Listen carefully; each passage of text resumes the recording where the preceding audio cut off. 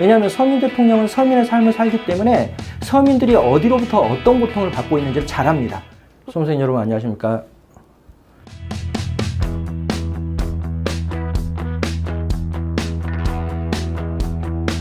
시험 치르느라고 고생을 많이 하셨습니다. 국가직 9급 시험은 지방직 9급과 달리 상당히 좀 어려운 문제들이 몇 문제가 출제가 됐습니다. 그래서 준비하시는 분들이 좀 시험을 치르면서 어려움이 좀 있었을 것으로 생각이 됩니다. 특히 학자들, 새로운 학자들에 대한 논의들이 좀 있었고, 그리고 또 하나는 신이론에 대한 논의들이 조금 출제가 됐기 때문에 여러분들이 확실하게 공부를 해두지 않은 사람들의 입장에서는 조금 어려운 문제들로 인식이 됐을 거라고 인식이 됩니다.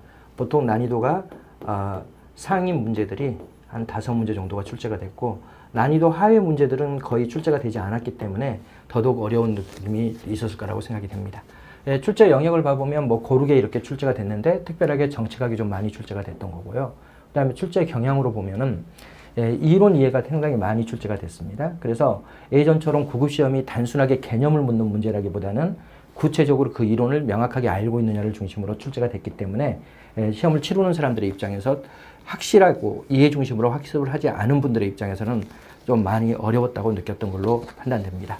구체적으로 문제에 들어가서 우리가 보겠습니다. 먼저 정치행정 이원론에 대한 설명으로 옳은 것은, 이건 뭐 여러분들이 다 잘 알고 있는 것들이죠. 간단하게 우리가 설명을 해보면 정치행정 이원론은 항상 정치는 여러분들이 국회를 의미한다는 것을 여러분들이 알고 있어야 됩니다.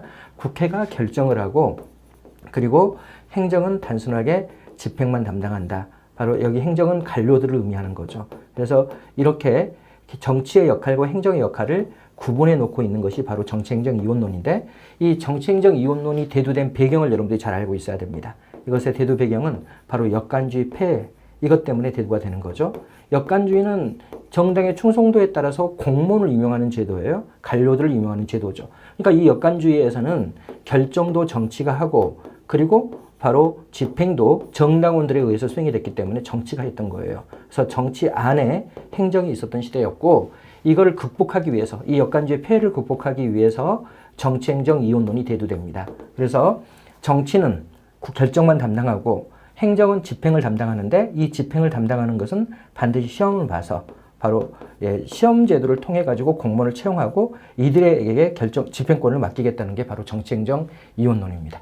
문제를 풀어보면 1번 정당 정치의 개입으로부터 자유로운 행정 영역을 강조하였다. 정당 정치가 바로 역관주의를 의미하는 거고, 이 역관주의를 극복하기 위해서 집행 부분을 시험을 치러서 합격한 관료들에게 맡기기 시작했다는 거예요. 그래서 결국 정당 정치의 개입, 바로 정당 정치의 개입으로 인한 역관주의 폐해를 극복하기 위해서 정치행정 이원론이 등장했고, 정치로부터 행정을 명확하게 구분하기 때문에 행정 영역을 독립적으로 구성해 나갔던 거죠. 그래서 1번은 당연히 맞는 지문이 되겠습니다. 2번, 1930년대 뉴딜 정책은 정치행정 이원론이 등장하게 된 중요 배경이다. 뉴딜 정책은 여러분들이 다 알고 있는 것처럼 바로 경제 대공황, 여기에 대해서 극복 방안으로 뉴딜 정책이 나오는데, 이 뉴딜 정책은 케인즈 이론에 입각한 정책입니다. 근데 이 케인즈 이론은 여러분들이 다 알고 있는 것처럼 아주 고도의 전문적인 경제 정책이에요. 그런데 이 고도의 전문적인 경제 정책은 국회의원들이 절대 결정할 수가 없습니다. 국회의원들은 전문성을 기준으로 해서 채용된 사람들이 아니라 바로 선거를 통해서 국민의 대표성을 확보한 사람들이기 때문에 경제에 대한 전문성을 가지고 있지는 못해요. 그럼 이런 고도의 전문적인 경제 정책은 누구에게 맡길 수밖에 없게 되느냐? 바로 경제학을 시험 봐서, 여기 실적주의가 시험제도죠. 경제학을 시험 봐서 뽑힌 관료들에게 결정권을 넘길 수밖에 없게 되는 거예요. 왜? 여기는 당연히 시험을 통해 가지고 관료를 구성하기 때문에 경제학에 대한 전문 지식이 있다고 시험을 봐서 인정이 된 관료들에게 정책 결정권을 넘기게 될 수밖에 없는 것이 바로 뉴딜 정책입니다. 그래서 뉴딜 정책은 바로 국회만 결정을 하는 게 아니라, 국회는 당연히 결정권이 있습니다. 법률 제정권이 있기 때문에. 또 이렇게 아주 고도의 전문적인 영역이라든지 복잡한 부분에 대해서는, 그리고 또 아주 구체적인 부분에 대해서는 행정에게도 결정권을 넘기게 된 게 바로 뉴딜 정책의 모습이죠.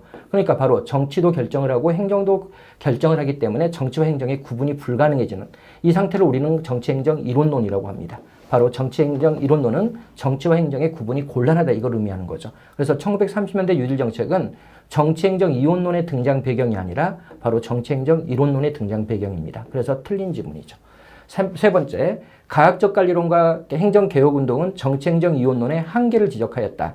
가학적 관리론은 여러분들이 다 알고 있는 것처럼 사기업체의 관리 기법입니다. 사기업체에서는 그때 당시에 가장 중요한 운영 방식이 가학적 관리론이었는데 가학적 관리론의 가장 핵심적인 부분이 바로 분업화예요. 철저하게 분업화합니다. 그리고 이 분업화된 방식으로 업무를 수행하는데 기본적으로 행정도 이때 당시에는 이런 모습이 나타나요. 철저하게 분업화해서 여기는 이쪽에 전문 지식을 물어봐서 공무원을 뽑고 여기는 여기에 전문 지식을 물어봐서 공무원을 뽑고 여기는 여기에 전문 지식을 물어봐서 공무원을 뽑고 그들에게 결정권을 그들에게 집행권을 넘겼던 것이 바로 초기의 정치행정 이원론입니다. 즉 사기업체 관리기법인 가학적 관리론을 도입해서 철저하게 분업화해서 그래서 시험을 보는 거예요. 그래서 철저하게 분업화해서 시험을 봐서 공무원을 뽑았던 것이 바로 이때 당시에 실적주의고 정치행정 이원론입니다. 그러니까 가학적 관리론을 행정에 도입하려고 했던 게 행정개혁운동입니다. 그러니까 사기업체에서 발달된 가학적 관리론과 이 가학적 관리론을 행정에 도입하고자 했던 행정개혁운동은 바로 정치행정 이원론의 뭐가 되었다? 대두 배경이 되었던 거지 한계가 된 게 아니죠.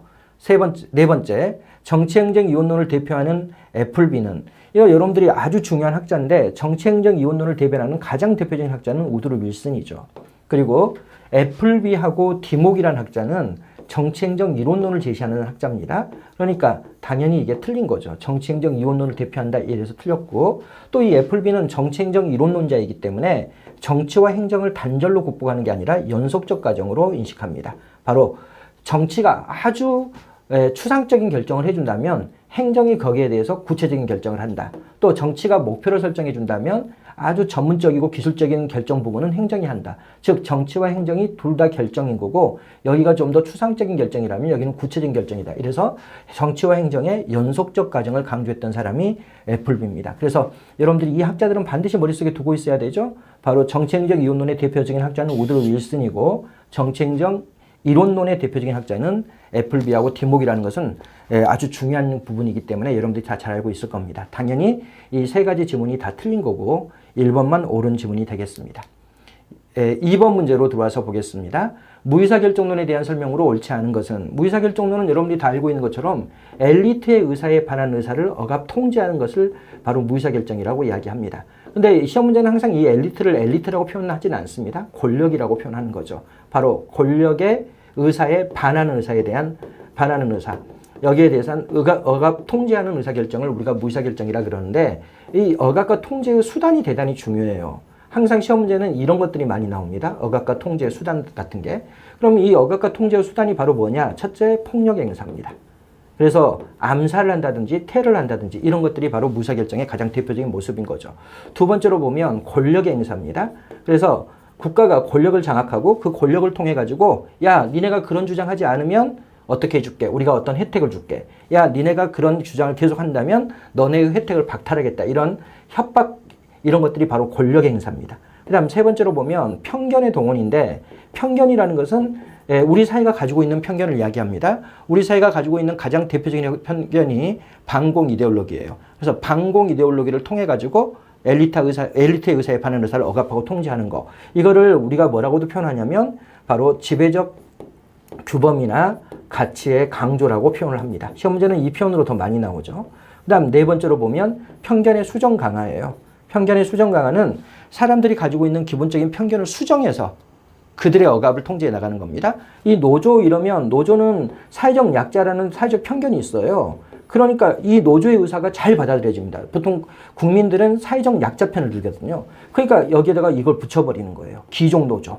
그래서 원래의 노조의 편견은 사회적 약자라는 개념인데 여기에다 기종 노조를 붙여서 이들이 사회적 강자라는 이미지를 만들어내서 그들의 의사를 묵살해 나가는 것이 바로 편견의 수정 강화입니다. 그래서 이 네 가지 방식이 대단히 중요합니다. 여기까지만 보고 우리가 문제를 풀어보겠습니다. 1번 정치체제 내에 지배적 규범이나 절차가 강조되어 변화를 위한 주장은 통제된다고 본다. 이 지배적 규범이나 절차의 강조가 선생님 여기서 표현했죠? 바로 편견의 동원이라고 이야기를 했던 거죠. 뭐 반공 이데올로기를 강조해서 엘리트 의사의 반환 의사를 억압하고 통제하고 이러는 거죠.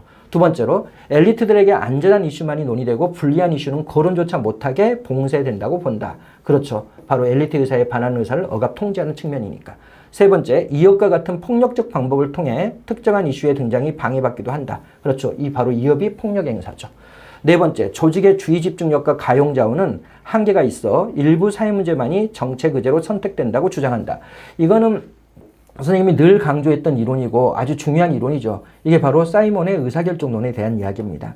사이먼의 의사결정론은 뭐라고 이야기하냐면 이 정책 결정자가 모든 걸 다 인지하지 못한다는 거예요. 결정자도 인지하고 있는 문제가 있고 인지하지 못한 문제가 있고 이래요. 그래서 선생님이 이걸 수업 시간에 이야기할 때 뭐라고 이야기를 했어요?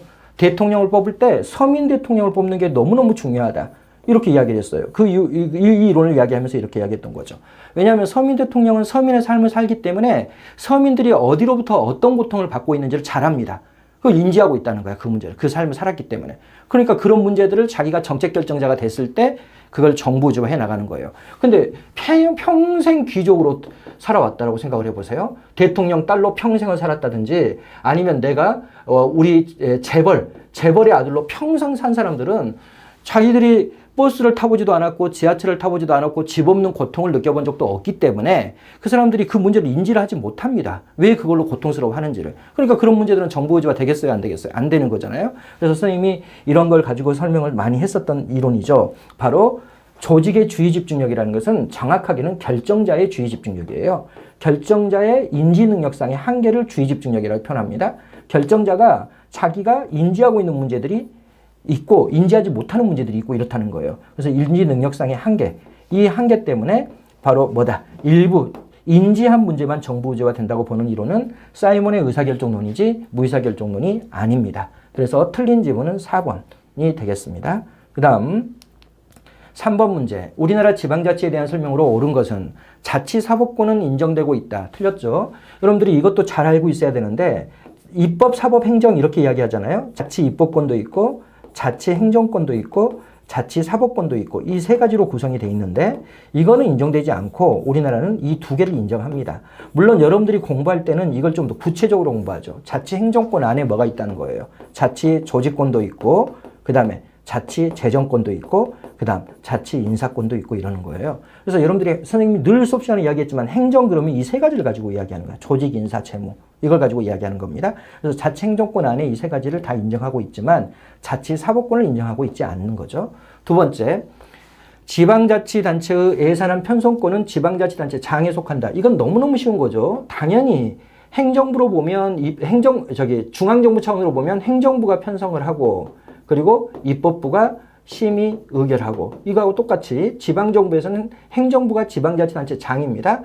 바로 지방자치단체 장이 예산안을 편성하고 지방의회가 바로 심의 의결하고 이러는 거죠. 그래서 1번은 틀린 지문이고 2번은 맞는 지문이고 이렇습니다. 세 번째, 자치 입법권은 지방의회만이 행사할 수 있는 전속적 권한이다. 자치 입법권은 두 가지로 구성이 되어 있어요. 물론 자치 법규를 제정할 수 있는 권한이 자치 입법권인데 그 중에 하나가 바로 조례고 또 하나가 바로 규칙입니다. 여러분들이 다 알고 있는 것처럼 조례는 지방의회가 그리고 규칙은 지방자치단체 장이 행사하는 거죠. 그러니까 자치법규를 제정할 수 있는 권한 이게 자치입법권인데 자치입법권 안에는 조례와 규칙이 있기 때문에 당연히 지방의회만 행사하는 권한이다라고 하면 당연히 틀린 것이죠. 네 번째로 세종특별자치시와 제주특별자치도의 제주시는 기초자치단체로서의 자치권을 가지고 있다. 맞아요? 틀려요? 아주 쉬운 문제죠? 틀렸죠. 세종특별자치시는 광역자치단체죠. 예, 광역이고 그 다음에 제주특별자치도도 광역인데 이 제주특별자치도 안에는 뭘 두지 않습니까? 기초자치단체를 두지 않습니다. 자치단체를 두지 않도록 돼 있습니다. 그래서 제주특별자치도에 제주시도 있고 서귀포시도 있고 이러는데 이런 것은 자치단체가 아니라 뭐에 불과하다? 행정시에 불과해요. 행정시. 그래서 자치권을 전혀 행사하지 못하는 바로 행정시에 불과하기 때문에 당연히 기초자치단체로 표현되어 있는 것은 틀린 거죠. 그래서 3번의 답은 2번이 되겠습니다. 4번 문제. 총체적 품질 관리에 대한 설명으로 옳은 것만을 모두 고르면 총체적 품질 관리는 첫째, 여러분들이 알아두셔야 될 게 초점부터 한번 봐보면 여기는 뭐에 개선을 초점을 두냐면 과정과 절차에 대한 개선을 초점을 둡니다. 그런데 이 과정과 절차를 일시에 읽어야 하는 게 아니라 계속해서 지속적으로 개선해 나가는 거예요. 그래서 여기서 속도를 봐보면 지속적이고 점진적인 개선을 추구해 나가는 겁니다. 세 번째로 봐보면 아주 중요한 건데 여기는 선생님이 늘 강조했지만 이 통제가 중요한데 여기는 사후에 통제하는 걸 강조하는 게 아닙니다. 사전적 예방적 통제를 대단히 중시해요. 여기까지 여러분들이 다 뭐 알고 있는 이야기 아닙니까? 간단하게 봐보면 이 총체적 품질 관리가 일본에서 유행했던 것이고 이게 이 기법을 통해서 일본이 전 세계의 상품 무역 경쟁에서 세계를 휩쓸어 나갔던 건데 그럼 얘네들은 뭐냐? 이런 이야기입니다. 과정과 절차를 만들어요. 아주 까다로운 프로세스를 만들어 놓습니다. 그러니까 여러분들이 레포트를 쓴다 그러면 이게 선배들에게 1차 점검, 조교 누나에게 2차 점검, 우리 과에서 제일 공부 잘하는 사람에게 3차 점검 이런 식으로 여기에 전문가 1차 진단, 전문가 2차 진단, 고객 1차 진단, 고객 2차 진단, 또 품질 검토, 이런 수없이 많은 까다로운 절차를 만들어 놓습니다. 그리고 이 과정과 절차를 만들어 놔서 제품이 만들어졌어도 불량품이 5%다 이러면 어떻게 한다? 또 이번에 또 새로운 절차를 또 끼워 넣어요. 그리고 또 이 절차를 개선하고 이 절차를 개선합니다. 그렇게 해서 만들어 봤더니 이제 올해는 2015년도에는 5% 불량품이었는데 16년도에는 절차와 과정을 개선하고 새로운 과정을 끼워놓고 이렇게 했더니 불량품이 4%로 떨어졌다. 그러면 또 개선을 해나가요. 그래서 불량품이 3%, 또 개선을 해서 불량품이 2%. 그러니까 이게 뭘 의미하냐? 제품이 고객에게 전달되기 이전에 하는 거야. 제품이 고객에게 전달되기 이전에 아예 상품을 만들어낼 때부터 엄청난 과정과 절차와 개선을 통해 가지고 이렇게 까다로운 과정과 절차를 통과한 제품만을 고객에게 전달한다는 거예요. 그러니까 사전적이고 예방적인 통제에 초점을 두고 있는 거죠. 그런데 이거를 한 번 하는 게 아니라 30년, 40년을 해 나가는 겁니다. 일본 기업들이. 그러니까 이것은 지속적 개선인데 이렇게 하다 보면 뭐까지 만들어진다? 문화까지 개혁된다. 이게 초점이에요. 문화까지. 왜 문화까지 개혁이 되는 거야? 이런 과정과 절차를 개선해서 불량품이 하나도 없는 제품까지 만들어내기 위해서 수십 년 동안 과정과 절차를 개선하면 당연히 그 조직 내에서 구성원들이 불량품은 하나도 없어야 된다라는 분위기라든지 문화까지 만들어진다는 것을 의미합니다. 그 다음에 네 번째로 보면 그럼 이건 뭐 때문에 이런 걸 하는 거냐? 그 목적은 바로 고객 만족이 있어요. 고객 만족을 추구하기 위해서 하는 거죠. 다섯 번째로 보면 여기는 활동을 봐보면 기본적으로 팀 활동을 전제로 합니다. 팀 활동을 통해서 과정과 절차를 개선해 나가는 거예요. 그러니까 개인 중심이 아니라 집단 중심의 활동이 이루어지는 것이죠. 그럼 여기까지 보고 우리가 문제를 풀어보겠습니다. 당연히 총체적 품질 관리는 고객 만족을 목적으로 하는 거죠. 고객의 요구를 존중합니다. 두 번째로 무결점을 향한 지속적 개선을 중시한다. 그렇죠. 결점이 없는 상태까지 계속적으로 지속적 점진적 개혁이 이루어집니다. 그 다음 직권화된 기획과 틀렸죠. 여기는 전 구성원의 참여와 팀 활동을 전제로 하기 때문에 기본적으로 분권화된 기획이 이루어지는 거고 사후적 통제 틀렸죠. 사전적이고 예방적 통제를 강조합니다. 그 다음 문제 해결의 주된 방법은 집단적 노력에서 개인적 노력으로 옮아간다. 틀렸죠. 당연히 개인 중심의 모습이 아니라 여기는 바로 뭐다? 팀 활동을 전제로 하는 집단적 노력을 중시하는 겁니다. 그래서 기본적으로 리을번도 틀려서 기업번과 니은번만 옳은 지문이고 답은 1번이 되겠습니다. 그 다음 5번 프렌치와 레이븐이 주장하는 권력의 원천에 대한 설명으로 옳지 않은 것은 권력이라는 것은 상대방의 의사를 좌우할 수 있는 능력을 권력이라 그럽니다. 선생님이 수업 시간에 이런 것도 여러 번 이야기를 했죠. 길가에 최홍만이를 이명훈이가 만났다. 이명훈 선생님이 만났다. 근데 최홍만이가 돈 내놔라. 그래서 이명훈이가 어쩔 수 없이 돈을 뺏겼다면 이때 최홍만이가 행사한 게 바로 권력입니다. 바로 상대방의 의사나 행태를 좌우할 수 있는 능력을 우리가 권력이라고 이야기를 합니다. 이 권력은 여러 가지가 있는데 첫째, 프렌치와 레이븐의 분류로 따지면 중거적 권력이 있고 두 번째로는 전문적 권력이 있고 세 번째로는 합법적 권력이 있고 네 번째로는 보상적 권력이 있고 다섯 번째로는 강압적 권력이 있고 이렇습니다.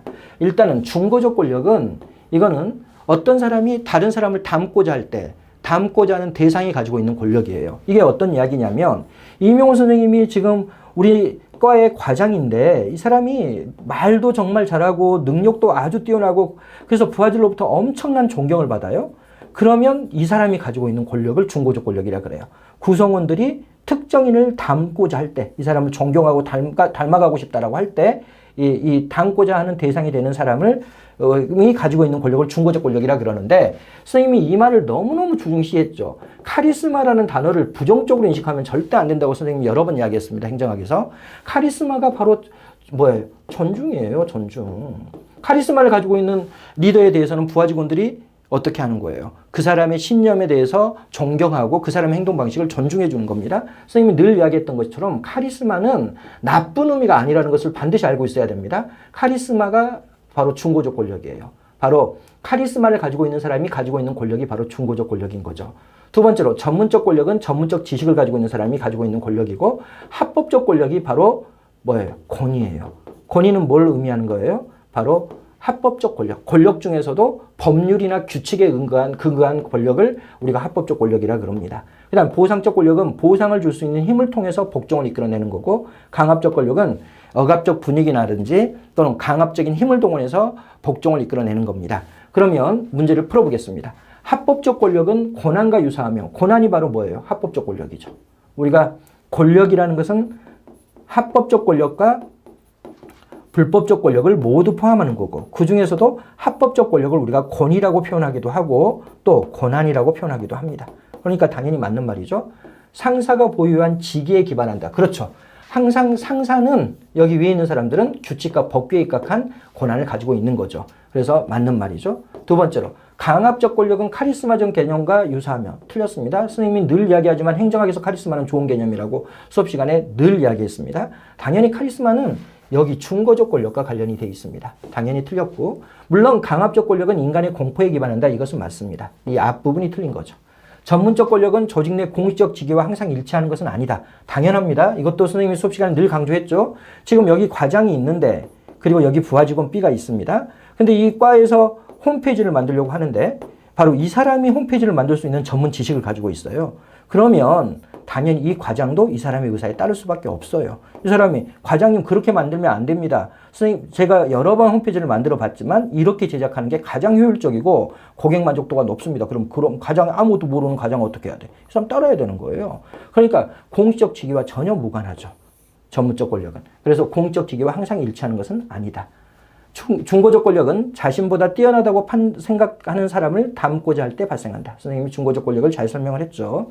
예, 그래서 여기서 틀린 질문은 카리스마 이 부분이 틀린 거죠. 그래서 답은 강압적 권력은 카리스마와 관련이 없고 중고적 권력이 카리스마와 관련이 있는 겁니다. 그래서 답은 2번이 되겠습니다. 예, 6번 문제 직위분류제와 관련하여 다음 설명에 해당하는 것은 직무의 곤란성과 책임성을 기준으로 상대적 가치를 결정하는 것이다. 뭐 이것만 봐도 여러분들 다 알죠. 여러분들이 직위분류제에서 중요한 개념은 직무 분석과 바로 직무 평가 이 두 개를 구별하는 게 대단히 중요합니다. 직무 분석은 직무의 성질에 따른 분류예요. 직무의 성질. 그럼 직무의 성질에 따라서 분류된 게 뭐예요? 여러분들이 다 알고 있는 것처럼 직군, 직렬, 직유 이걸 구분하는 게 바로 직무 분석입니다. 그러면 직무의 성질에 근거해서 우리가 보면 여기에 행정직군, 기술직군 이렇게 나눠놓고 행정직군 내에도 일반행정직렬, 세무직렬, 교정직렬 이렇게 나눠놓고 또 일반행정직렬 내에도 일반행정직류, 뭐 교육직류, 국제통상직류 이런 것들로 딱 구분이 되죠. 이건 다 뭐의 구분이에요? 업무의 성질에 따른 구분이에요. 그리고 이 업무의 성질에 따라서 구분하는 것을 우리는 직무 분석이라고 이야기하고 정확하게 수평적 분화와 관련되어 있는 거죠. 직무 평가는 직무의 곤란도, 난이도, 중요도, 책임도에 따라서 구분하는 것을 직무평가라 그럽니다. 그래서 이렇게 우리나라로 따지면 9급, 8급, 7급, 6급 이렇게 나눠져 있는데 이건 뭘 의미하냐? 바로 여기 이 직무보다는 이 직무가 직무의 곤란도와 난이도가 더 높다는 거예요. 또 이 직무보다는 이 직무의 곤란도와 난이도가 더 높다. 이렇게 나눠놓은 거. 바로 직무의 곤란도와 난이도에 따른 구분을 우리는 직무평가라고 이야기하고 이 직무평가의 결과에 따라 등급과 직급이 결정돼 나갑니다. 이 직무평가 기법이 시험 문제 많이 나왔던 거죠. 과거에. 그게 바로 직무평가 기법으로는 서열법도 있고 분류법도 있고 점수법도 있고 요소 비교법도 있고 이렇습니다. 그리고 이 직무평가의 가장 중요한 활용은 어디에 있냐면 바로 보수의 차등하에 있어요. 보수의 차등하. 여기 가장 중요한 겁니다. 그럼 뭘 하겠다는 거냐? 이쪽 직무가 곤란도가 난이도가 가장 낮죠. 지금 이 그림에서는. 이쪽 직무를 수행하는 사람들은 가장 낮은 보수를 지급하고 좀 더 곤란도와 난이도가 높은 업무를 수행하는 사람들은 좀 더 높은 보수를 지급하고 더 곤란도와 난이도가 높은 업무를 수행하는 사람들은 더 높은 보수를 지급할 목적으로 하는 거예요. 바로 이 보수의 형평성 확보를 목적으로 이렇게 9급, 8급, 7급이 나눠져 있는 겁니다. 그래서 가장 중요한 게 이거예요. 이걸 우리는 뭐라 그래요? 이렇게 직무 평가에 따라서 이렇게 보수를 지급하는 것을 직무급이라고 이야기합니다. 직무의 곤란도와 난이도에 따른 보수 지급.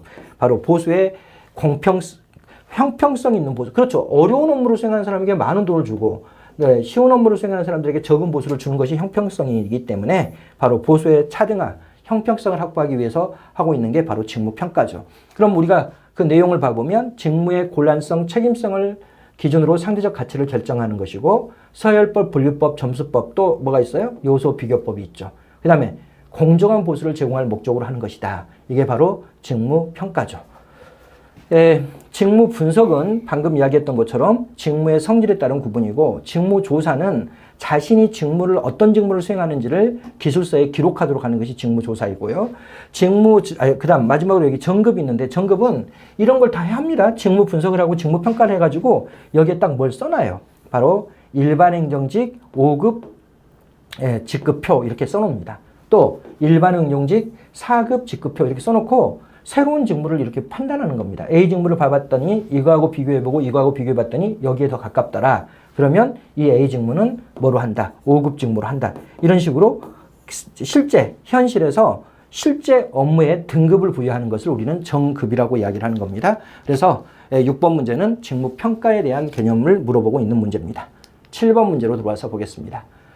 다음 설명에 해당하는 정책결정 모형은 지난 30년간 자료를 중심으로 전국의 자연재난 발생 현황을 개략적으로 파악한 다음 홍수와 지진 등 2가지 이상의 재난이 한 해에 동시에 발생한 지역을 중심으로 다시 면밀하게 관찰하여 정책을 결정한다. 여러분들이 다 알고 있는 것처럼 이건 뭐예요? 혼합주사 모형을 설명하고 있는 거예요. 혼합주사 모형은 2개로 나눠서 이야기를 합니다. 근본적 결정과 세부적 결정으로 구분하고 근본적 결정은 합리 모형에 의하고 세부적 결정은 점증 모형에 의한다라고 하는데 이게 의미하는 바가 조금 구체적으로 여러분들이 보시면 근본적 결정할 때는 여기에서 대안 탐색을 합리 모형으로 해요. 대안 탐색은 뭐야? 바로 모든 대안을 다 고려한다는 거예요. 그래서 포괄적으로 대안을 탐색합니다. 그리고 워낙 대안 탐색이 너무 많은 대안을 찾아놓게 될 수밖에 없죠. 합리 모형에서는 모든 대안을 다 찾아야 되니까. 그러나 결과 예측을 할 때는 어떻게 한다? 개괄적으로 대충 한다는 거예요. 왜? 여기를 합리 모형을 적용하게 되면 이 합리 모형의 한계가 나타나요. 모든 대안을 다 찾게 되면 그 모든 대안을 다 철저하게 미래 예측을 하려면 엄청난 시간과 비용이 들기 때문에 합리 모형의 한계를 극복하기 위해서 결과 예측, 미래 예측에서는 개괄적으로 하는 겁니다. 그 다음에 세부적 결정에 대해서는 대안 탐색은 몇몇 대안만 찾습니다. 바로 한정적으로 합니다. 대신 이러면 이건 점증 모형의 한계가 나타날 수밖에 없기 때문에 몇몇 대안만 찾았기 때문에 그 결과 예측은 어떻게 한다? 바로 아주 구체적이고 면밀하게 해나간다는 거예요. 그럼 이 표현에서 봐보면 지난 30년간 자료를 중심으로 전국의 자연재난 발생 현황을 이게 뭐예요? 바로 근본적 결정이야. 전국이 근본적 결정인 거죠. 그리고 여기에서는 어떻게 한다? 바로 발생 현황을 다 파악했어요? 포괄적으로? 근데 어떻게 분석한다? 개괄적으로 분석한다. 이렇게 돼 있죠. 그 다음에 홍수와 지진 등 2가지 이상의 재난이 한 해에 동시에 발생한 지역. 이건 세부적인 거죠. 아주 포괄적인 것 중에서 세부적인 걸 찾아낸 거죠. 이 세부적인 것은 몇몇 대안만 찾는 거죠. 몇몇 대안만 찾아서 한 해에 동시에 발생한 지역만 찾아서 그러니까 몇몇 대안만 찾아서 구체적으로 관찰한다. 바로 혼합주사 모형을 그대로 반영한 설문이죠. 그래서 7번은 당연히 답은 4번이 되겠습니다. 8번.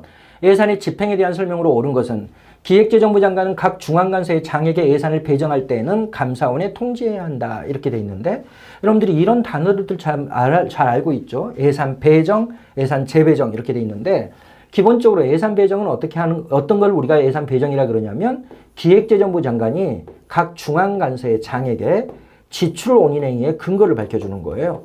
지출 온인행위라는 것은 계약 같은 것을 이야기합니다. 실제 돈을 주는 게 아니라 계약할 수 있는 근거를 밝혀주는 것이죠. 근데 이것을 어떻게 하냐면 분기별로 해요. 분기별로. 그러니까 1년에 4번 하는 거예요. 그러면 어떤 식입니까? 이러면 이런 식으로 딱 나눠 놓습니다. 야, 보건복지부 내년 예산이 40조인데 그 중에서 1, 4분기 때는 10조 안에서만 계약해라. 2, 4분기 때는 또 10조 안에서만 계약해라. 3, 4분기 때 10조. 4, 4분기 때 10조. 이렇게 딱 나눠 놓는 거예요. 그러니까 한꺼번에 40조를 다 쓸 수가 없어요. 그럼 왜 이렇게 하느냐? 특정 시기에 자금이 집중적으로 지출되는 것을 방지할 목적으로 그렇게 하는 겁니다. 그 다음 두 번째로 여러분들이 여기서 이게 지금 예산 배정인데 예산 재배정도 시험 문제 나왔는데 예산 재배정은 이 중앙관세의 장이 산하기관의 장에게 산하기관이라고 그러면 실국장들이에요. 실국장에게 지출원 인용의 근거를 밝혀주는데 여기는 어떻게 한다? 월별로 하는 거예요. 그러니까 지금 10조를 우리 부처가 받았다. 그러면 이 부처에서 야 A 실장 너는 1월 달에는 이 10조 중에서 1조 안에서만 계약해라. B 실장 이렇게 매달 나눠가지고 중앙간서의 장이 바로 보건복지부 장관이죠. 이 사람이 실국장급에게 월별로 나눠주는 거예요. 이런 것도 다 뭐 때문에 하는 거야? 특정 시기에 자금이 집중적으로 지출되는 것을 방지할 목적으로 하는 겁니다. 그럼 문제를 풀어보겠습니다. 기획재정부 장관은 각 중앙간서의 장에게 예산을 배정할 때에는 이게 예산 배정표죠. 감사원에 통지해야 한다. 왜? 예산 집행에 대한 통제권을 누가 가지고 있어요? 회계검사권을 감사원이 가지고 있기 때문에 통지하도록 돼 있습니다. 두 번째로 기획재정부 장관은 반기별 예산 배정 계획을 작성하여 국회의 심의를 받은 뒤에 예산을 배정한다. 틀렸죠. 기획재정부 장관은 분기별 예산 배정 계획입니다. 그 다음에 국회의 심의를 받을 필요가 없어요. 여러분들이 알아두셔야 될 게 여기는 예산의 집행 부분입니다. 그래서 여기는 심의 의결 부분이 아니고 바로 집행 부분이기 때문에 당연히 국회 의결을 받을 필요가 없는 거죠. 이것도 틀린 거죠. 3번 중앙간서의 장에게 자금을 사용할 수 있는 권한을 부여하는 것을 예산 재배정이라 한다. 틀렸죠. 중앙간서의 장에게 바로 지출원 인용의 근거를 밝혀주는 것을 예산의 배정이라고 이야기하는 거죠. 4번 기획재정부 장관은 매년 2월 말까지 예산 집행 지침을 각 중앙간서의 장과 국회 예산정책처에 통보해야 한다. 이것도 여러분들이 좀 알아두셔야 될 것은 이게 물론 이것도 틀렸어요. 매년 1월 말까지 해야 되는 거고 예산 집행 지침을 각 중앙간서의 장에게 통보하는 거지 국회 예산정책처하고는 상관이 없습니다. 기본적으로 이건 예산의 집행 과정이기 때문에 국회가 여기에 개입할 여지가 없는 거죠. 그래서 여기도 국회가 들어가 있어서 틀린 거고 여기도 국회가 들어가 있어서 틀린 겁니다. 그래서 8번의 옳은 지문은 1번 지문만 옳은 지문이 되겠습니다. 9번 정책평가를 위한 측정 도구의 타당성과 신뢰성에 대한 설명으로 옳은 것은 타당성이라고 하는 것은 뭐예요? 정확한 측정. 바로 측정하고자 한 바를 정확하게 측정한 정도예요. 그러니까 정확한 측정을 이야기하는 거예요. 한마디로. 정확한 측정. 정확한 측정이 타당성이고 신뢰성은 시험 결과에 또는 정책 평가 결과의 일관성을 우리가 신뢰성이라고 이야기를 하죠. 여기와 관련해서 선생님이 수업 시간에 늘 강조했는데 객관식 문제에서 충분 조건이라는 단어가 나오면 무조건 틀리다 그랬죠. 선생님이 늘 이야기했던 거죠. 객관식 문제를 풀이하는 요령으로 객관식 문제에서 충분 조건이라는 표현이 나오면 무조건 틀리고 필수 조건이라는 나오니 단어가 반드시 들어가야 된다라고 이야기를 했죠.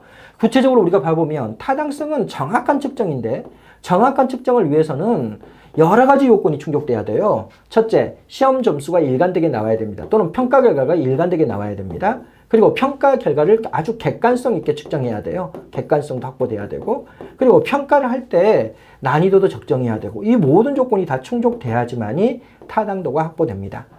그러면 이걸 가지고 우리가 표현해보면 타당도가 높다는 것은 결국 뭘 의미하냐? 이것도 높고 이것도 높고 이것도 높다는 것을 의미합니다. 바로 신뢰도가 반드시 높다는 것을 의미하는 거예요. 타당도가 낮다면 어떤 거냐? 타당도가 낮다면 신뢰도는 높아도 이게 낮아도 타당도가 낮을 수 있고요. 신뢰도는 높은데 난이도가 적절하지 못해서 타당도가 낮아질 수도 있습니다. 그러니까 타당도가 낮다는 것은 신뢰도가 반드시 낮다는 것을 의미하는 것은 아니죠. 그 다음 신뢰도를 가지고 표현해보면 신뢰도가 높다면 반드시 타당도가 높다. 이것도 당연히 틀린 지문입니다. 신뢰도가 높아도 이거나 이것이 낮으면 타당도는 낮아지기 때문에. 그 다음 신뢰도가 낮다면 타당도는 반드시 낮다. 이건 맞는 지문이죠. 왜요? 이 세 가지 조건 중에 어느 하나라도 잘못되면 타당도는 낮아지기 때문에 당연히 맞는 지문이 됩니다. 결국 신뢰도만 확보되면 충분하게 타당도가 확보되는 것이 아니라 타당도를 확보하기 위해서 필요한 요소이긴 하지만 충분 조건은 되지 않습니다. 선생님이 수업 시간에 여러 번 이야기했습니다. 행정학은 어떤 주제를 물어보더라도 충분 조건이라는 단어가 나오면 무조건 틀린 지문이라고 선생님이 이야기를 하면서 공부를 안 해도 이것을 맞춰야 된다고 이야기했으니까 여러분들이 제 수업을 들었던 분들은 아마 1초 안에 문제를 풀었을 거라고 판단됩니다. 문제를 보면 타당성은 없지만 신뢰성이 높은 측정 도구가 있을 수 있다. 그렇죠. 신뢰성이 높더라도 이게 낮으면 타당도는 낮아지니까 신뢰성이 없지만 타당성이 높은 측정 도구는 있을 수 없다. 그렇죠. 신뢰성이 낮으면 타당성은 무조건 낮아요. 이 셋 중에 하나만 낮아도 타당성은 낮아지기 때문에 신뢰성이 낮다면 타당성이 높은 축적 도구는 있을 수 없다. 그렇죠. 그 다음 신뢰성은 측정 도구의 타당성을 담보할 수 있는 충분 조건. 이게 나와 있죠. 충분 조건이라는 단어는 무조건 틀리다고 이야기했습니다. 왜 이렇다 그랬어요? 사회 현상을 다루는 게 행정학인데 사회 현상은 하나의 원인에 의해서 영향을 받지 않아요. 아주 다양한 원인에 의해서 영향을 받아요. 그러니까 이 조건이 있다 그래서 이게 충분히 확보되는 경우는 어떤 경우도 존재하지 않는다. 행정학에서는. 그래서 행정학에서는 어떤 주제를 물어보더라도 충분 조건이라는 표현이 나오면 틀리더라고 여러 번 이야기했습니다. 타당성이 없는 측정 도구는 일종 오류를 범하는 원인이 될 수 있다. 물론 일종 오류도 되고 이종 오류도 됩니다. 일종 오류는 어떤 거예요? 효과가 없음에도 불구하고 효과가 있다고 잘못 판단하는 거고, 이종 오류는 효과가 있음에도 불구하고 효과가 없다고 잘못 판단하는 것인데, 기본적으로 정확한 측정이 이루어지지 않으면 효과가 있는 정책을 효과가 없다고 판단할 수도 있고, 여기 효과가 없는 정책을 효과가 있다고 판단할 수 있기 때문에 타당성이 없는 측정 도구는 일종 오류뿐만 아니라 2종 오류까지를 범할 수가 있죠. 그래서 1, 2종 오류를 범할 수 있다. 당연하게 맞는 질문이고 답은 3번입니다. 10번 공무원의 인사이동에 대한 설명으로 옳은 것은 겸임은 한 사람에게 둘 이상의 직위를 부여하는 것이다. 그렇죠. 한 사람이 두 가지 임무를 동시에 수행하는 것이죠. 그 대상은 특정직 공무원이며 틀렸습니다. 당연히 모든 공무원의 인사규정은 일반직 공무원을 대상으로 이루어져 있어요. 그리고 이제 특정직 공무원도 적용할 수 있다 이렇게 되어 있는 거죠. 겸임기간은 3년 이내로 한다. 틀렸습니다. 겸임기간은 2년 이내로 한다. 아주 구체적인 법조문을 물어봐서 이 문제가 상당히 어려운 문제인 거죠. 실제 시험 문제 출제됐을 때는. 그래서 겸임기간을 2년 이내로 하도록 되어 있습니다. 전직은 인사 관할을 달리하는 기간 사이의 수평적 인사이동에 해당하며 틀렸죠. 인사 관할을 달리하는 기간 이게 뭐냐? 헌법상 독립기간을 이야기하는 거예요. 헌법상 독립기간. 우리나라는 3부로 구성되어 있다고 공부하면 안 됩니다. 초등학생입니까, 여러분들이?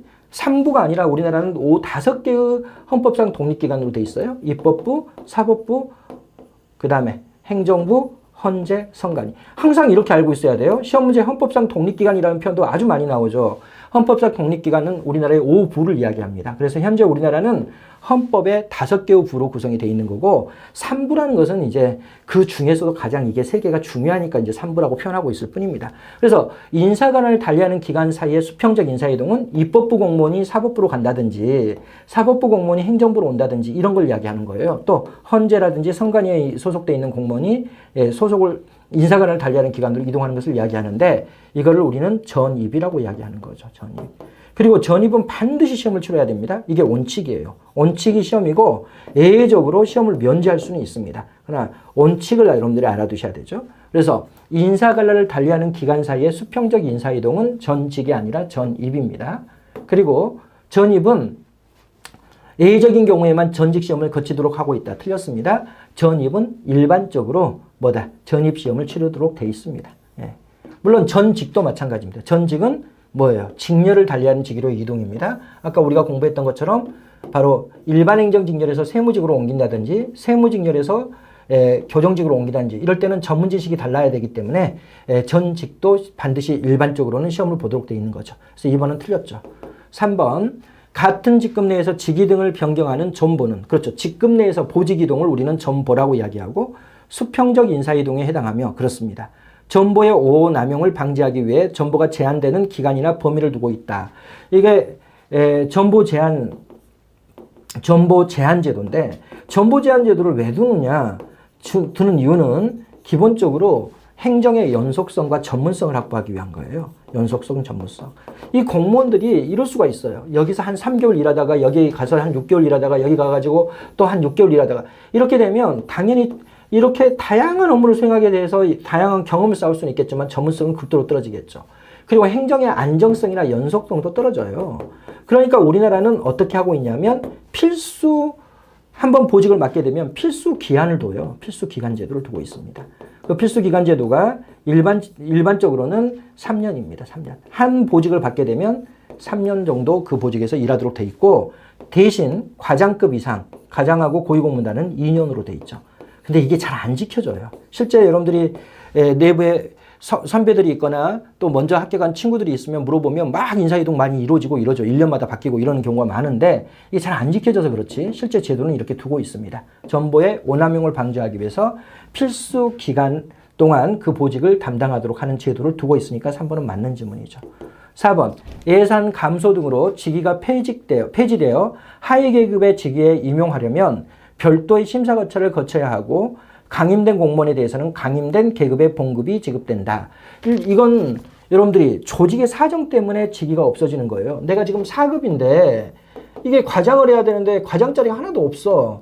그리고 물론 계장을 할 수도 있습니다. 4급이. 계장 자리도 4급이 담당할 만한 계장 자리가 없어. 그럼 이 사람에게 너 5급으로 내려가라. 이렇게 하는 거예요. 또는 조직이 통폐합됐을 때 이런 일이 많이 벌어집니다. 재정경제부가 있고 기획예산처가 있는데 이게 통폐합 딱 되면 결국 여기도 예산 담당 기관이 있고 여기도 예산 담당 기관이 있는데 통폐합되면은 여기에 20명, 여기에서 20명 있으면 여기 40명 그대로 두지 않습니다. 예.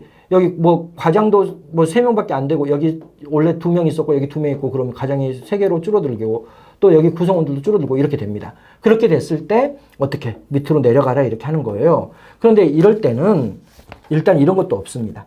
뭐 바로 별도의 심사 절차를 거쳐야 한다 이런 규정도 없을 뿐만 아니라 이러면 이 강임된 공무원은 얼마나 기분이 나쁘겠어요. 자기가 뭔가 잘못도 안 했는데 계급을 아래 단계로 떨어뜨려 버리니까 기분 나쁘겠지. 그런데 월급도 깎아버린다. 그러면 안 돼요.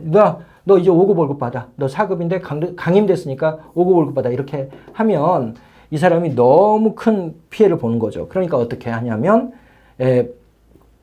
자기가 이때 이 5급으로 지금 전 계급에서 받았던 봉급보다 더 낮은 수준일 때는 이 계급의 보수를 그대로 보존해주고 그리고 이 계급에서 자기가 받았던 보수보다 인상이 될 경우 5급에서도 계속 근무를 많이 하면은 호봉이 올라가서 보수가 올라가잖아요. 그때까지는 뭐 한다? 기존의 보수로 그대로 보존을 해줍니다. 그래서 그 표현을 선생님이 지금 법조문 가지고 이야기를 하다 보니 표현이 조금 거친데 표현을 그대로 봐보면 4번 질문과 관련해 가지고 강임된 공무원에게는 강임된 봉급이 강임되기 전보다 많아지게 될 때까지는 강임되기 전에 봉급을 지급한다라고 돼 있죠. 이게 다 대통령령으로 규정이 되어 있습니다. 공무원 보수 규정으로. 그래서 4번도 틀린 지문이죠. 그래서 옳은 지문은 3번만 옳은 지문이 되겠습니다.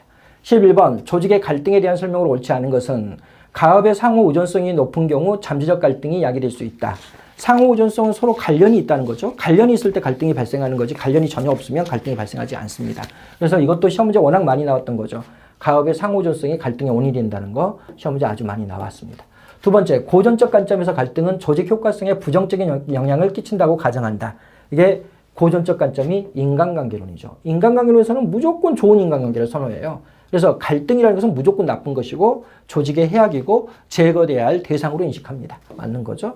그 다음에 의사소통 과정에서 충분한 양의 정보도 갈등을 유발하는 경우가 있다. 그렇습니다. 의사소통 과정에서 과소 정보도 갈등을 야기하는데 과다 정보도 갈등을 야기해요. 지금 충분한 양의 정보 이것은 지금 과다 정보를 이야기하는 거죠. 바로 과소 정보이거나 과다 정보일 때 갈등이 유발됩니다. 진행 단계별로 분류할 때 지각된 갈등은 갈등이 야기될 수 있는 상황 또는 조건을 말한다. 여러분들이 이게 상당히 어려운 거죠. 왜냐하면 이런 것들은 시험에 잘 안 나와요. 진행 단계별로 갈등을 구별하고 이런 것들이 시험에 잘 안 나오는데 제일 먼저 이제 잠재적 갈등이 있습니다. 잠재적 갈등은 이게 상황 조건이야. 이런 상황에서는 갈등이 발생할 수 있는 잠재적 조건이 확립되어 있다. 이런 의미이기 때문에 상황 조건이고요.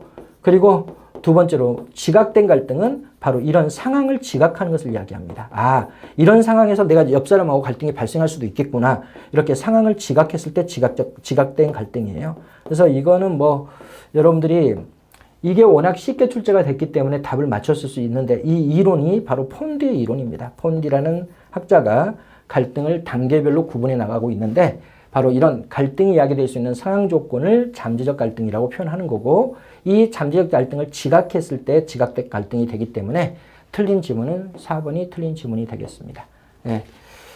그 다음 12번 문제 예산 제도에 대한 설명으로 옳지 않은 것은 품목별 예산 제도는 여러분들이 다 알고 있는 것처럼 지출 대상별로 예산을 분류하는 겁니다. 지출 대상별로.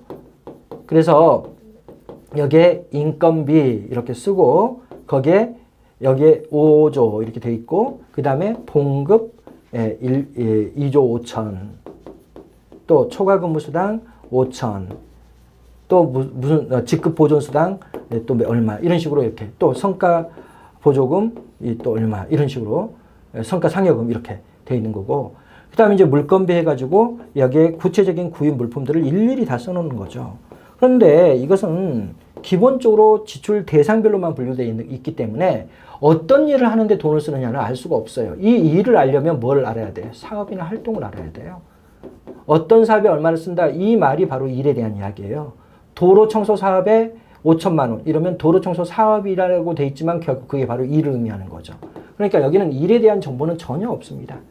이게 어떤 일을 하기 위해서 인건비가 5조로 들어가는지, 어떤 일을 하는데 물건비가 6조나 이렇게 들어가는지 이런 것들에 대한 정보는 전혀 가지고 있지 않는 게 품목별 예산제도죠. 그래서 품목별 예산제도는 일에 대한 정보를 제공하지 못한다죠. 그리고 세입과 세출의 유기적 연계를 고려하지 못합니다. 세입과 세출, 여기는 바로 세출을 가지고 이야기하죠. 어디다 돈 쓸 것이냐, 여기가 써져 있는 거지. 아니 뭐 봉급으로 얼마만큼 세입이 들어온다 이런 게 아니잖아요. 그러니까 세입과 세출의 연계성은 고려하지 못하죠. 이 세입과 세출의 연계성을 고려하는 예산제도가 바로 성과주의 예산이에요. 성과주의 예산은 사업별 활동별 예산 분류예요. 사업별 활동별 예산 분류니까 일에 대한 정보를 제공하죠. 그리고 이 사업에 돈이 얼마 들어가고 세출이죠. 이 사업을 통해 가지고 얼마만큼의 성과가 나타났는지 세입이죠. 이런 것들을 볼 수 있는 것이니까 세입과 세출의 유기적 연계성 이런 것도 품목별 예산제도가 아니라 성과주의 예산입니다. 성과주의 예산은 단위원가 곱하기 업무량으로 예산이 편성되고, 계획 예산은 비용 편익 분석이 활용되고, 연기준 예산은 의사결정 단위를 선정하고 의사결정 패키지를 작성해 나가죠. 의사결정 단위별로 사업 대안 패키지, 금액 대안 패키지를 작성해 나갑니다. 13번 단체임 사무와 기관임 사무에 대한 설명으로 옳지 않은 것은, 단체임 사무는 여러분들이 다 알고 있는 것처럼 지방자치단체에게 임된 사무죠. 이건 어떤 사무를 임하느냐, 국가적 이해관계와 지방적 이해관계가 모두 있는 사무를 지방자치단체에게 임합니다. 기관임 사무는 완전한 국가적 이해관계만 있는 거죠. 국가적 이해관계만 있는 사무를 지방자치단체 장에게 임해 나가는 거죠. 그러면 우리가 보면 지방의회는 기관임 사무에 대하여 조례제정권을 행사할 수 없다. 왜요? 기관임 사무는 지방자치단체 장에게 임된 사무이기 때문에 지방의회는 절대로 개입할 수 없죠. 그렇고 보건소의 운영 업무와 병역자원의 관리 업무는 대표적인 기관임 사무다. 이거 선생님이 여러 문제풀이를 가지고도 여러 번 문제를 풀어봤죠. 이거 여러분들이 선생님이 단체임 사무의 구체적인 예를 머릿속에 반드시 기억해야 된다고 해서 여러 번 문제풀이도 풀어봤던 문제입니다. 여러분들이 이 문제를 어렵게 느낀 사람도 있던데 전혀 선생님 수업 들었던 사람들은 어렵지 않았을 겁니다.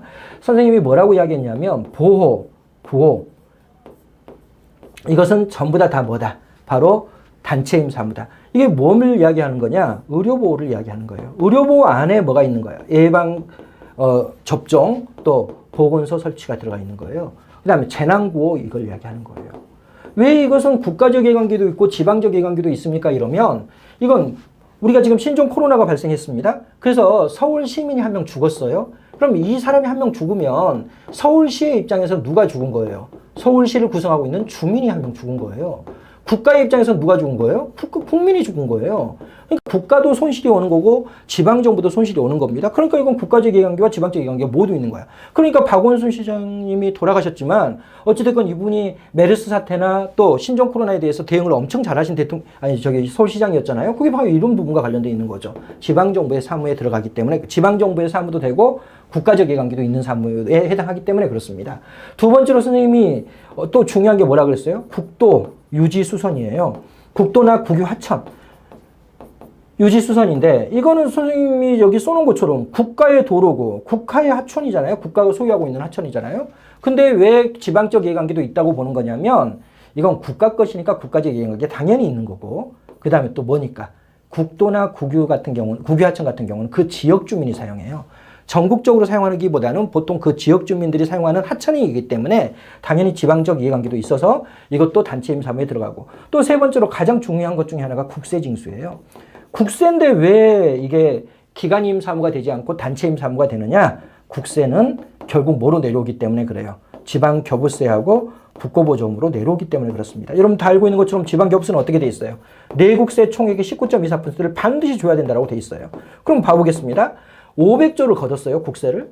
내국세를. 그러면 이때 19.24%하고 600조를 걷었습니다. 그럼 이때 19.24%는 같아요, 달라요? 다르잖아요. 그러니까 국세를 많이 징수하면 많이 징수할수록 지방정부가 가지고 갈 수 있는 돈이 늘어나기 때문에 국세의 징수는 뭐에 해당하는 거예요? 바로 국가적 이해관계와 지방적 이해관계가 모두 존재할 수밖에 없는 겁니다. 그래서 이 세 가지는 반드시 외워야 된다고 선생님 늘 강조했습니다. 바로 이게 시험 문제에 나왔죠. 그래서 보건소의 운영 업무는 기관임 사무다. 틀렸죠.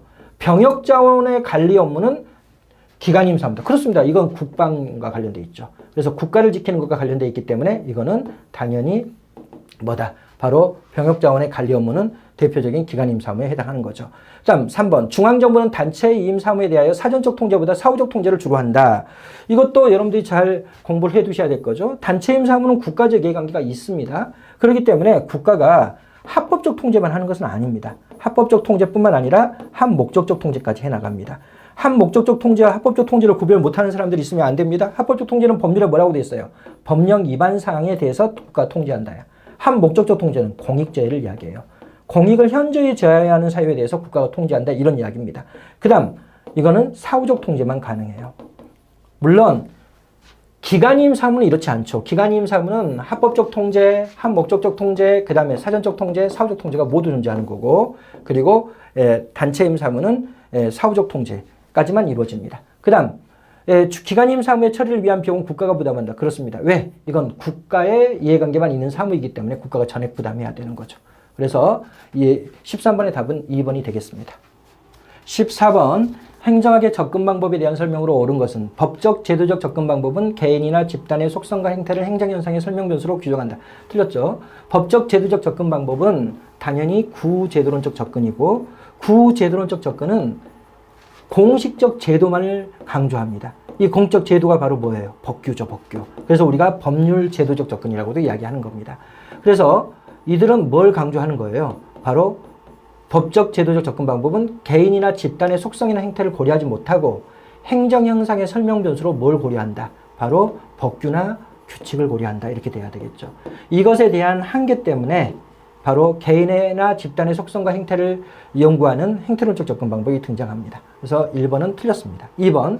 신제도주의 접근 방법에서는 제도를 공식적 구조나 조직 등에 한정하지 않고 비공식적인 규범 등도 포함한다. 신제도주의에서 제도는 바로 뭘 의미하냐면 인간의 행위를 통제하는 모든 거예요. 인간 행위를 억압하는 모든 겁니다. 그럼 인간 행위를 억압하는 것은 뭐냐? 규칙과 법규도 억압하죠. 알코올 농도 0.05 이상이면 면허 취소다. 이렇게 법이 써져 있으면 내가 술 먹는 것이 자유롭지 못하고 이러니까 당연히 억압되는 건데 문화나 간섭도 인간 행동을 억압합니다. 그래서 인간의 행위를 제약하는 모든 것, 억압이라고 선생님이 써놨는데 좀 더 정확한 표현으로 제약이죠. 인간 행동을 제약하는 모든 것을 제대로 보고 여기에는 뭐다? 문화 간섭 등의 비공적 규범도 포함하죠.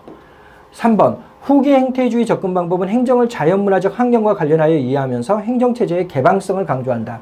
후기 행태주의가 환경을 고려하지 않은 것은 아닙니다. 신행정론이 바로 후기 행태주의인데 환경을 고려했지만 기본적으로 환경과 행정과의 관계를 연구하지는 않습니다. 환경과 행정의 관계를 연구하는 그리고 행정체제의 개방성을 강조했던 것은 체제론적 접근하고 그리고 생태론적 접근이 여기에 해당하는 거죠.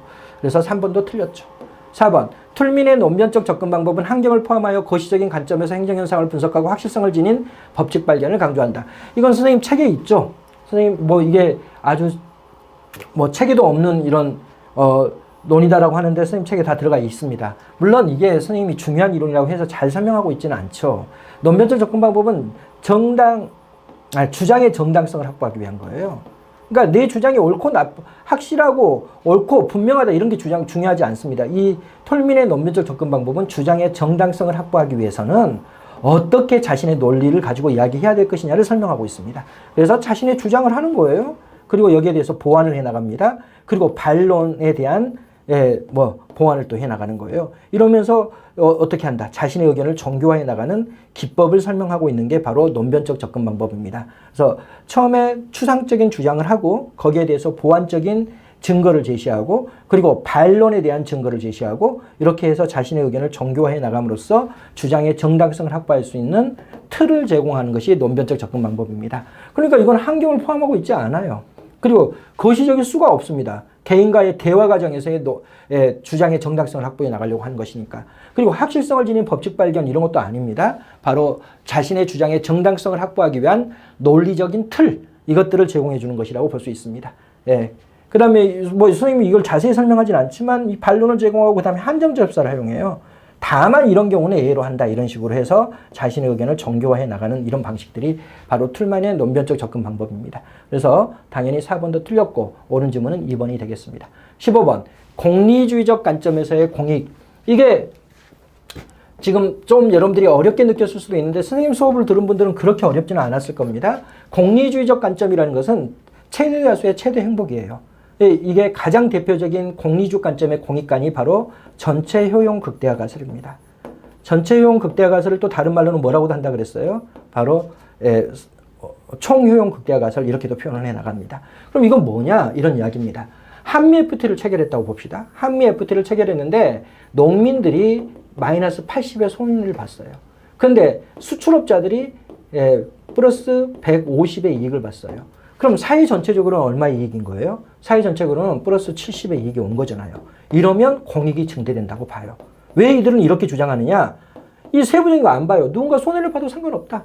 그러나 사회 전체의 이익이 증대되면 사회 전체 효용이잖아요. 전체의 이익이 증대되면 공익은 증대된다고 보는 겁니다. 그러니까 이들은 이런 이야기입니다. 기업가들이 수출을 해가지고 돈을 엄청나게 많이 벌어요. 그런데 그런 과정에서 노동자들이 엄청난 피해를 받습니다.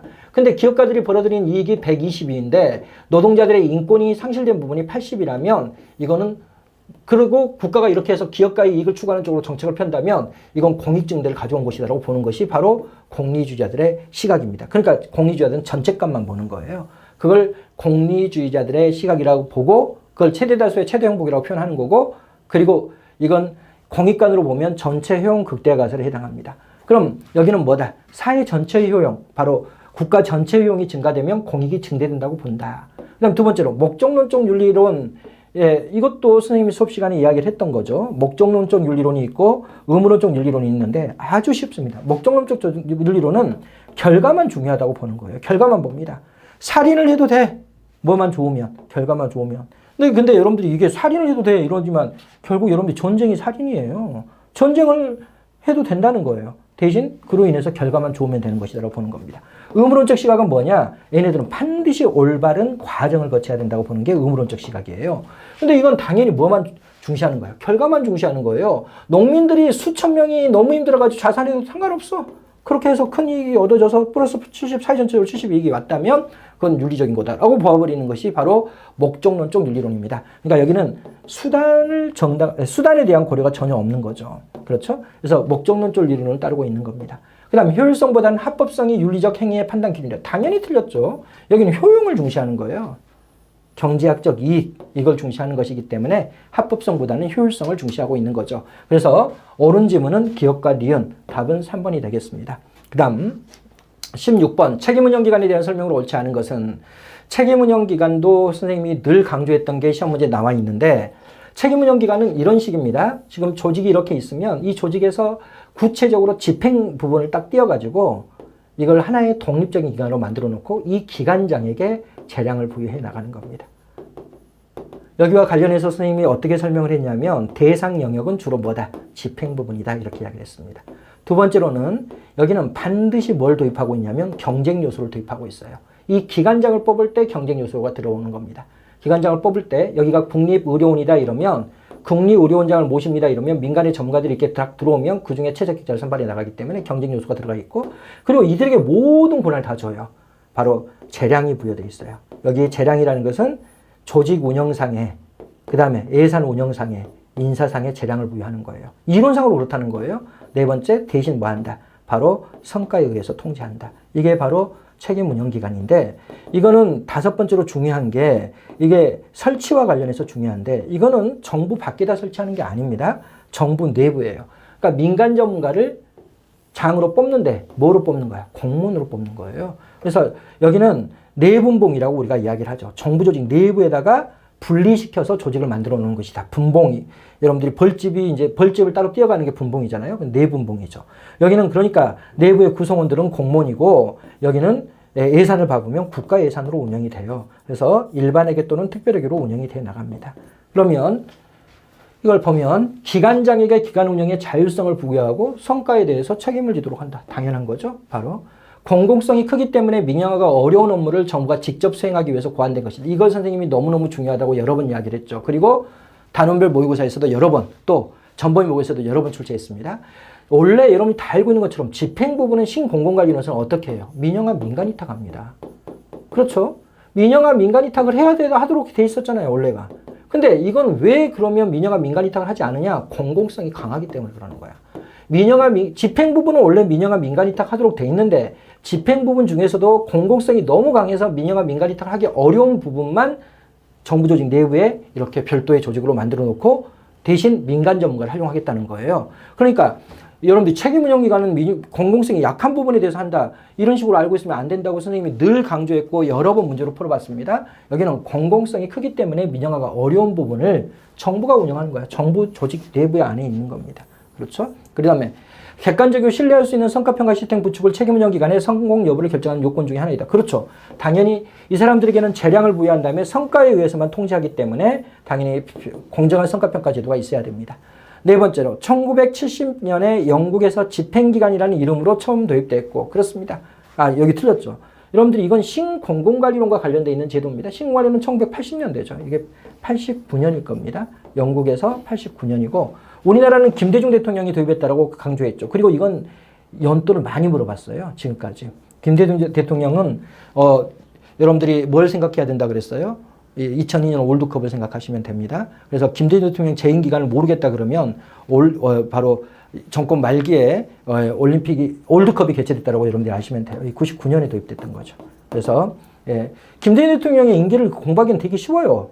왜냐하면 97년에 IMF가 터지고 98년부터 대통령인 거예요. IMF 다음 대통령인 거고 2002년 월드컵 때 이 사람이 대통령으로 있었다 이렇게 생각하시면 잘 알 수가 있습니다. 그래서 선생님이 가르쳐줄 때는 김대중 정부라는 걸 반드시 명심하라고 해서 여러분들이 공부를 했던 부분이죠. 당연히 4번이 틀린 지문입니다.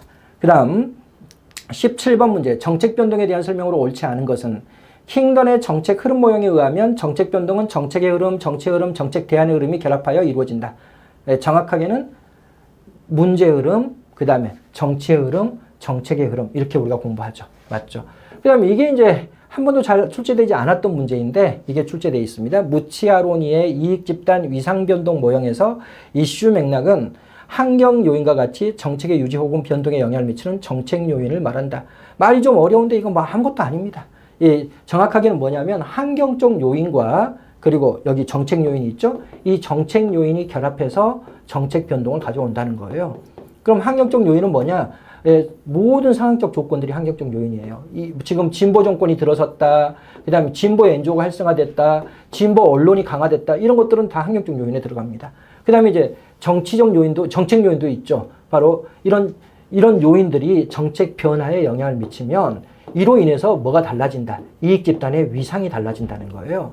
지금 진보 정권이 들어서고 진보 엔조가 활성화되고 진보 언론이 들어서 가지고 이로 인해서 여성의 이슈가 아주 크게 여성의 이익을 추구하는 쪽으로 이렇게 정치 지형이라든지 이념적 지향이 변화되면 이게 정책 변동을 가져와요. 여성 정책의 변화를 가져와요. 그리고 이 여성 정책의 변화가 결국 뭘 가져온다. 여성 엔조의 또는 여성과 관련된 어떤 이익 집단의 큰 위상을 상승시키는 원인이 된다. 이렇게 이제 분석하고 있는 게 바로 무찌아로니의 이익 집단 위상 변동 모형인데 여기는 당연히 맞는 이야기죠. 바로 환경적 요인과 정책적 요인이 바로 정책 변동에 영향을 미친다고 보죠.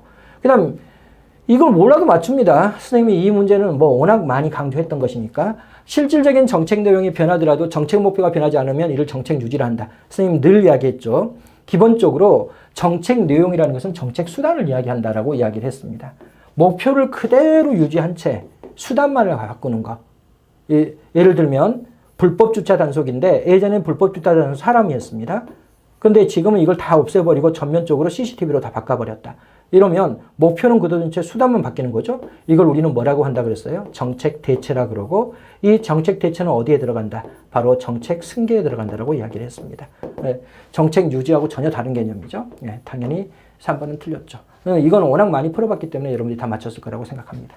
정책 목표를 달성하기 위한 전반적인 정책 수단을 소멸시키고 이를 대체할 다른 정책을 마련하지 않는 것을 정책 종결이라 한다. 전반적인 정책 수단을 다 없애버리고 다른 정책을 마련하면 그건 정책 혁신이 되는 거고, 그리고 전혀 마련하지 않으면 정책이 끝난 것이니까 정책 종결이 되는 것이죠. 이건 뭐 워낙 쉬운 질문이니까 여러분들이 맞췄을 것이라고 봅니다. 그 다음 18번 문제. 우리나라 인사제도에 대한 설명을 옳지 않은 것은 인사혁신처는 비독립 단독제 형태의 중앙인사기관이다. 비독립이라는 것은 대통령부터 독립되어 있지 않다는 거고, 네, 단독제라는 것은 한 사람에 의해서 결정한다. 여기 처장이 최종적인 결정자죠. 합의제 그러면 여러 위원으로 구성되어 있는 거고요. 그 다음에 전문경력관이란 직무 분야가 특수한 직위에 임용되는 일반직 공무원을 말한다. 전문경력관이 일반직 공무원이라는 것은 워낙 중요해서 여러 번 이야기를 했고, 여기는 직무 분야가 특수하고 또 순환보직이 본란한 직위에 대해서 하는 거죠. 그리고 이 전문경력관에 대해서는 계급 구분도 없고 직군, 직렬, 직류의 구분도 없는 공무원이라고 이야기했습니다. 그 다음에 별정직 공무원의 근무 상한여하는 연령은 65세이며 당연히 틀리죠. 모든 공무원은 60세가 정년입니다. 네. 일반 임기제 공무원으로 채용할 수 있다. 틀렸습니다. 당연히 별정직 공무원은 임기제 공무원은 뭐예요? 임기제 공무원은 일반직 공무원에 들어가죠. 이것도 여러 번 우리가 이야기를 했고 문제로 풀어봤던 거죠. 임기제 공무원은 일반직 공무원이다. 각 부처의 고위공무원을 범정부적 차원에서 효율적으로 관리하고자 고위공무원 제도를 운영하고 있다. 맞죠? 그래서 18번의 답은 3번입니다. 19번 정책 변수에 대한 설명으로 옳은 것만을 모두 고르면 매개 변수, 독립 변수의 원인인 동시에 종속 변수의 원인이 되는 제3의 변수. 지금 예를 한번 들어보면 이런 겁니다. 영어 능력을 향상시키기 위해서 원어민 영어교사를 채용했다. 원어민 영어교사가 영어 능력을 향상시켰을 것이라고 가설을 설정하고 검증해 나갑니다. 이게 정책 평가죠. 근데 실제 원어민 영어교사가 영어 능력을 향상시킬 수 있나요? 그건 말이 안 되지. 사실은 원어민 영어교사가 여기에 프로그램이 다르죠. 바로 교재도 달라지고 수업 방식도 달라지고 이럴 거 아니에요. 그렇죠? 이 원어민 영어교사의 교육 방식이나 수업 방식이 달라짐으로써 이 수업 방식이 여기에 영향을 미치는 거 아니겠습니까? 이걸 우리는 뭐라 그래요? 매개 변수라 그래요. 그럼 매개 변수는 이게 독립 변수죠? 이 독립 변수의 뭐가 되는 거예요? 결과이죠, 결과. 결과이고 뭐다?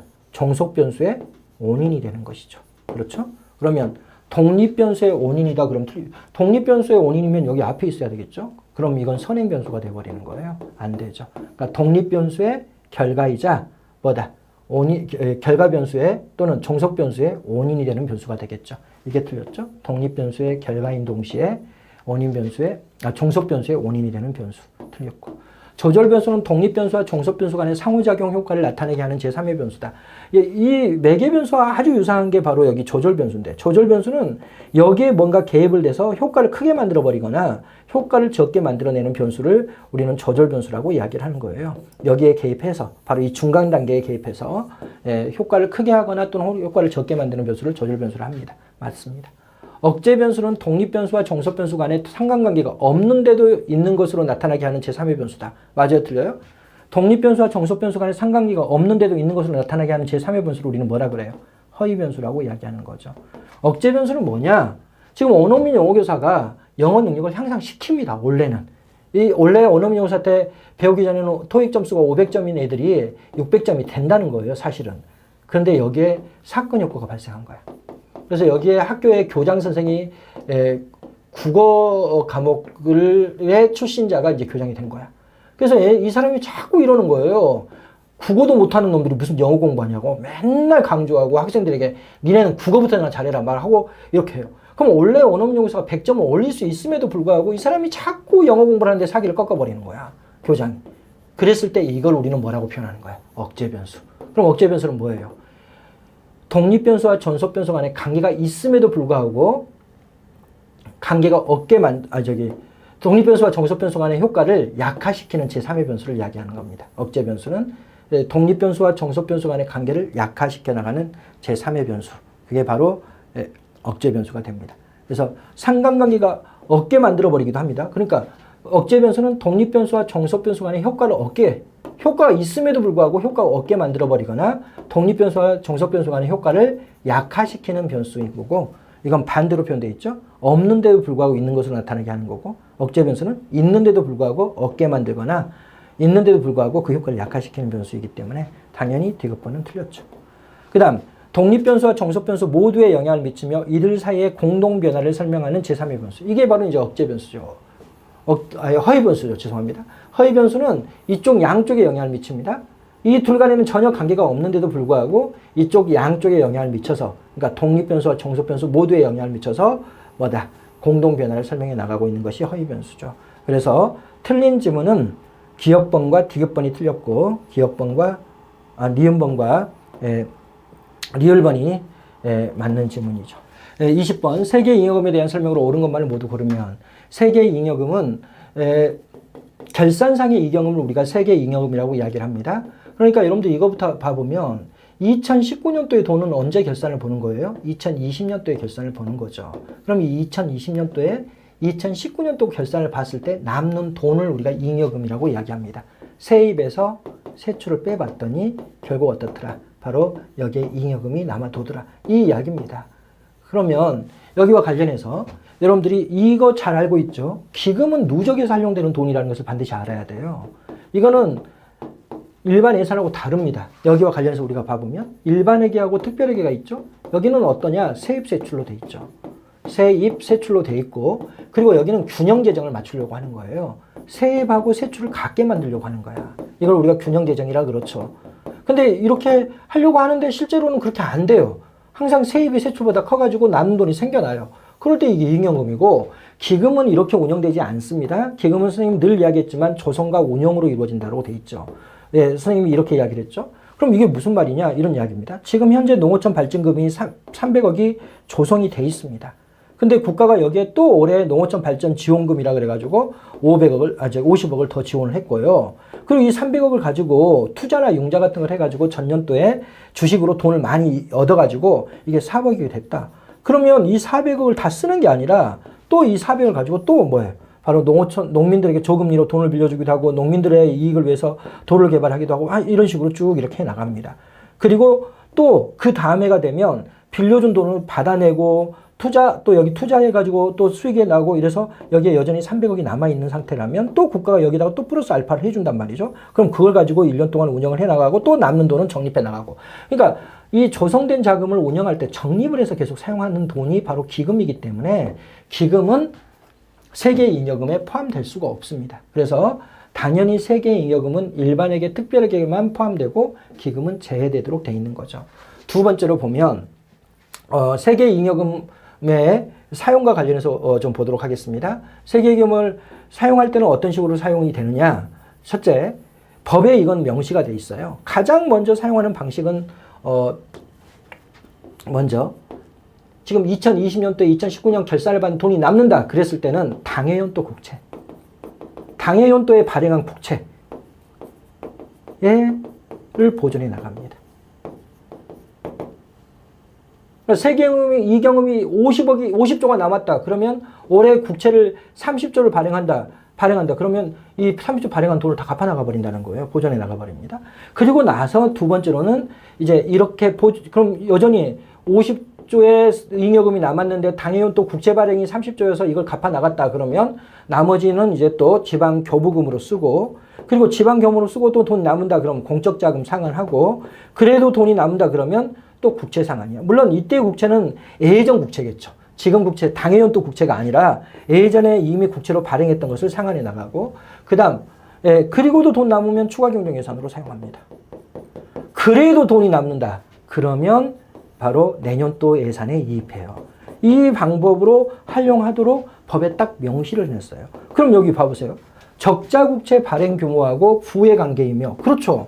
당연하지 않겠습니까? 당해연도 국채를 발행해야 될 필요가 있을 때에는 이 국채를 발행하는 대신에 이 잉여금이 남아돌면 이걸 쓰라 이렇게 돼 있으니까 잉여금이 많으면 많을수록 어떻게 되는 거야? 국채 발행은 줄어들잖아요. 다른 선생님들은 이게 아니다라고 막 표현되어 있는 경우가 꽤 있습니다. 그 해설서를 보면 뭐 적자 국채 발행 규모와 부의 관계가 아니다 이러는데 이 법에 명시되어 있는 부분이에요. 정확하게 당해연도 국채를 보존하도록 돼 있기 때문에 기본적으로 잉여금이 많이 남으면 많이 남을수록 어떻게 되겠어요? 국채 발행은 줄어들 수밖에 없기 때문에 당연히 부의 관계입니다.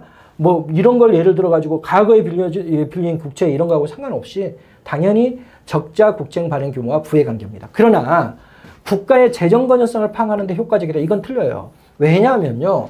잉여금이 남는다는 게 건전한 재정이기 때문에 잉여금이 남는 게 아닙니다. 우리나라, 특히 우리나라는.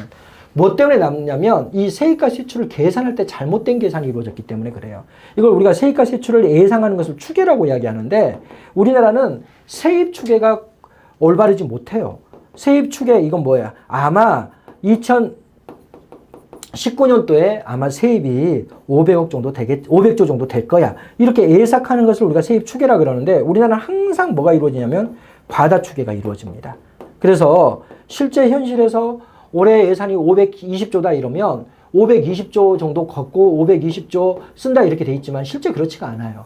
보통 걷어지면 우리나라는 한 580조 걷어집니다.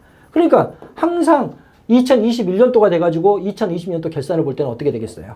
바로 엄청난 잉여금이 생겨나는 거예요. 근데 이제 올해도 잉여금이 상당히 많이 있죠. 근데 실제 지금 언론에 많이 나오고 있는데 전년도 잉여금이 얼마 되지 않아가지고 현재 우리나라가 신종 코로나 때문에 막 여러 가지 긴급 재난지원금 주고 막 이렇게 할 때 국채 발행을 해야 되는 상황이고 막 이런 상태인데 이 잉여금으로 이걸 갖기가 대단히 곤란해서 국채가 국채가 발행될 수밖에 없다는 식으로 지금 언론에 나오고 있단 말이죠. 그러니까 결국 뭐다? 이거는 관료들의 세입과 세출을 잘못 계산해서 주로 잉여금이 생겨나는 것이지 재정이 건전해가지고 잉여금이 생겨나는 것은 아니기 때문에 당연히 잉여금의 규모를 가지고 재정 건전성을 파악하기는 곤란하죠. 그래서 이 앞부분은 맞고 뒷부분은 틀린 지문입니다. 디귿번, 결산의 결과 발생한 이 세 개의 잉여금은 전액 추가 경정 예산에 편성하여야 한다. 틀렸죠? 첫째 어떻게 해야 된다? 당연히 또 국채 발행에 사용해야 되고 그 다음 두 번째는 지방교부금, 공적자금 상환, 국채 상환하고는 남을 때 추가 경정 예산을 사용하는 것이기 때문에 기본적으로 디귿번은 틀렸습니다. 그래서 옳은 지문은 1번만 옳은 지문이 되겠습니다. 예, 여기까지 해설 강의를 했는데 몇몇 문제가 조금 어렵게 출제가 됐습니다. 그래서 여러분들은 항상 쉽게 연습하면 안 됩니다. 연습은 어렵게. 선생님이 늘 이야기하죠. 히딩크 예를 들어서. 그래서 모의고사는 좀 어렵게 봐야 됩니다. 그리고 실제 실전을 볼 때는 이게 어떻게 해야 돼요? 쉬워 보여야 돼요. 히딩크 보면 그렇게 하잖아요. 뭐 히딩크의 별명이 5대빵이었다고 이야기하잖아요. 연습할 때 맨날 아주 최고의 숙련된 팀하고만 연습을 하기 때문에 뭐 5대0 이렇게 하는 거예요. 그냥 실전에 들어가면 그렇게 어려운 상대하고 경험을 해봤기 때문에 실전에서는 크게 떨리지 않고 4강까지 가는 이런 신화를 만들어내는 거 아닙니까? 그래서 여러분들이 공부할 때 너무 쉬운 것만 찾아가지고 공부하고 이렇게 하면 절대 합격권에 가까이 가기 어렵습니다. 그래서 여러분들이 조금 어렵게 공부를 해야 돼 하는 게 좋아요. 이 과정이잖아요. 결과가 좋아야지 과정이 좋으면 안 돼요. 여러분들이 과정을 좋아하는 사람들이 농담 많이 하는 수업 좋아하고 그 다음에 막 많이 넘어가고 쉬운 강의 좋아하고 또 보강 없고 그냥 대충 끝내주는 강의 좋아하는데 이건 과정이 쉬울 뿐이에요. 결과는 아쉬울 뿐입니다. 이렇게 되면. 그러니까 여러분들이 좀 더 열심히 공부를 해서 좋은 결과를 얻으려고 노력을 하셔야 되고 특히 시험 막판에 왔을 때 모의고사나 이런 것들은 조금 더 어려운 문제로 충분히 연습을 해서 실전에 가서는 좋은 결과를 얻을 수 있도록 하시기 바랍니다. 좌우간 여러분들이 올해 좋은 결과를 얻기를 기대하겠습니다. 수고하셨습니다.